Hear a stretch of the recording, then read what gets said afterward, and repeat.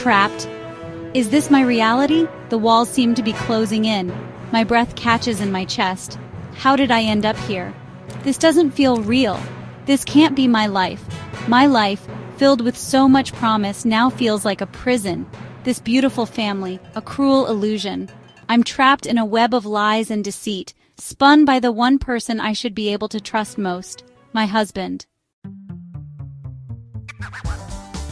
The beginning, love, and life's milestones. We met like something out of a fairy tale. He was charming, attentive, everything I thought I ever wanted. Our early years were bliss. We were young and crazy in love, building a life together. Our wedding day was a dream, filled with the promise of forever. The arrival of our children cemented our bond. They were and still are the loves of my life, innocent souls who brought immeasurable joy. We were a family, or so I thought. The cycle, broken promises, and lingering pain. The first betrayal hit me like a physical blow. Denial, anger, hurt. The emotions were suffocating.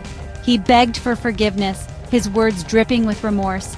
He promised to change. He swore it would never happen again.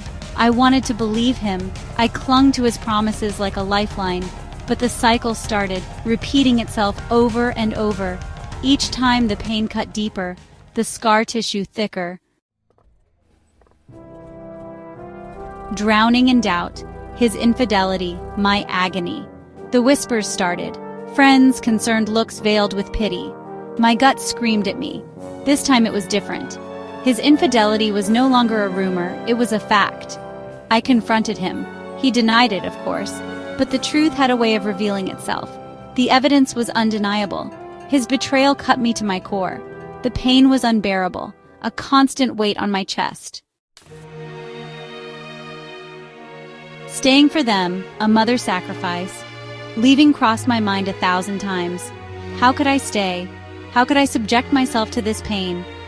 But then I would look at my children, their innocent eyes, their infectious laughter.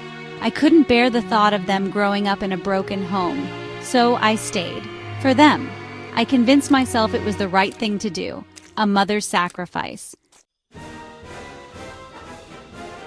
Seeking solace. Finding God, not fixing us.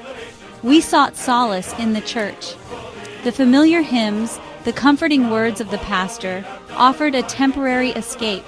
We went to counseling, hoping to salvage what was left of our marriage. I prayed for a miracle. I prayed for him to change. I prayed for the strength to forgive. But the cracks in our foundation were too deep, the damage irreparable. Fleeting glimmers, remembering the good times. There were moments, fleeting and precious, when things felt almost normal. We would laugh together, share a meal, and reminisce about the good times. He would hold me, whisper words of love. And for a brief moment, I would allow myself to hope, to believe that maybe, just maybe, we could find our way back to each other. The unraveling lies, betrayal, and the decision. But the hope was always short-lived. The lies continued. The betrayals cut deeper. His promises were empty words, devoid of meaning. I was exhausted, emotionally drained. I realized I couldn't keep living like this. I deserved better. My children deserved better. The decision, once terrifying, now felt liberating. We were getting a divorce. A hopeful future, co-parenting and finding peace. The road ahead is uncertain, but I am determined to create a stable and loving environment for my children. Co-parenting with him will be a challenge, but I am committed to putting their needs first. I am slowly starting to rebuild my life, focusing on my own happiness and well-being. I am learning to love myself again. Unanswered questions. Why did I stay? As I move forward, questions linger in the back of my mind. Why did I stay so long? Why did I allow myself to be treated this way? Was it love? Fear? A misplaced sense of loyalty? I don't have the answers yet, but I am on a journey of self-discovery, and I know that one day I will find peace.